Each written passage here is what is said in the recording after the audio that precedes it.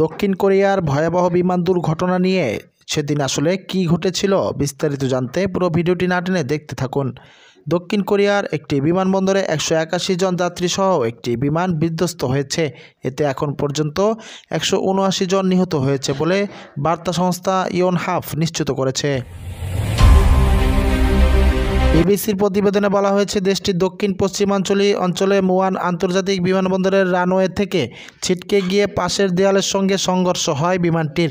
এ সময় বিমানটিতে মোট 175 জন যাত্রী ও 6 জন ক্রু ছিল।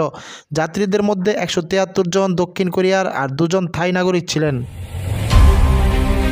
কি করে এই দুর্ঘটনা হলো? দক্ষিণ কোরিয়ার কর্তৃপক্ষ জানিয়েছে, পাখির আঘাতে অথবা খারাপ আবহাওয়ার জন্য এই দুর্ঘটনা হয়েছে। বিষয়টি এখন তদন্ত করে দেখা হচ্ছে।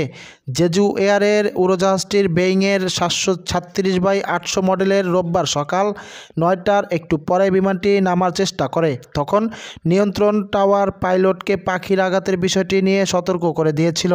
একটু পরেই পাইলট সতর্কতার সংকেত ব্যবহার করেন বিমানটির।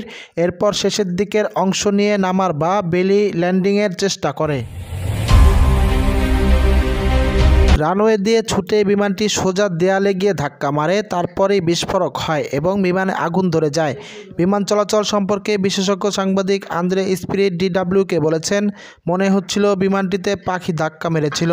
তিনি জানিয়েছেন, কিছু ভিডিওতে দেখা গেছে ল্যান্ডিংয়ের আগে বিমানটিতে পাখি ধাক্কা মারছে। বিমানবন্দর কর্তৃপক্ষ পাখি নিয়ে পাইলটকে সতর্ক করেছিল। তিনি বলেন, ফ্লাইট ডেটা থেকে দেখা যাচ্ছে পাইলট মরিয়া হয়ে পিছনের অংশ দিয়ে নামার চেষ্টা করেন, কারণ তখন ইঞ্জিনের শক্তি সম্ভবত শেষ হয়ে গিয়েছিল অথবা খুবই কম ছিল। প্রথমবার নামার চেষ্টার সময় ল্যান্ডিং গিয়ার দেওয়া হয়েছিল, পরের বার আর হয়নি। রানওয়ের পর জায়গাটা খুবই ছোট ছিল। বিমান দুর্ঘটনা নিয়ে যুক্তরাষ্ট্র কি সাহায্য করবে? কি বলছে যুক্তরাষ্ট্র?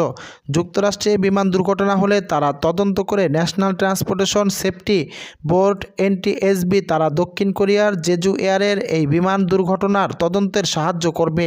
সংস্থার পক্ষ থেকে এক বিবৃতি দিয়ে জানানো হয়েছে, NTSBর টিম তদন্তের কাজে সহায়তা করার জন্য দক্ষিণ কোরিয়া যাচ্ছে। তারা সেখানকার বিমান ও রেল দুর্ঘটনা তদন্তকারী বোর্ডকে তদন্তের কাজে সাহায্য করবে।